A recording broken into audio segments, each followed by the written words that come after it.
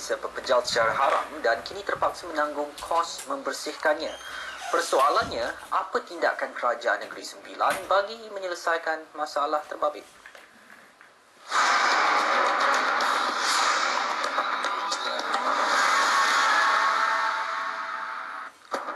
Menteri Besar Negeri Sembilan Datuk Seri Muhammad Hassan ketika ditemui menafikan Kerajaan Negeri lepas tangan dalam menangani isu berbangkit.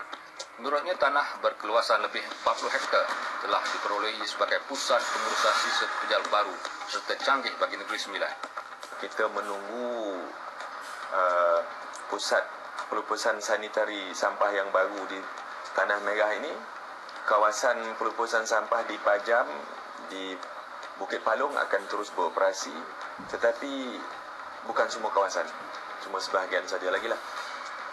Dan apabila dah beroperasi penuh besok, kedua-dua pusat pelupusan sampah ini akan ditutup sepenuhnya. Persoalannya, berapa lamakah penduduk sekitar Bukit Palung harus menunggu sebelum ia ditutup sepenuhnya? Saya katakan dalam jangka setahun ini selamat. Sebab yang di Tanah Merah tu mereka baru masuk. Dia punya term of reference TOR dia pun telah pun diluluskan oleh Jabatan Alam Sekitar. Sementara itu, penduduk sekitar Bukit Palung diminta bersabar sehingga pusat pengurusan sisa pepejal di Tanah Merah beroperasi sepenuhnya. Jeffrey Azman, Abang Rakyat, TV3.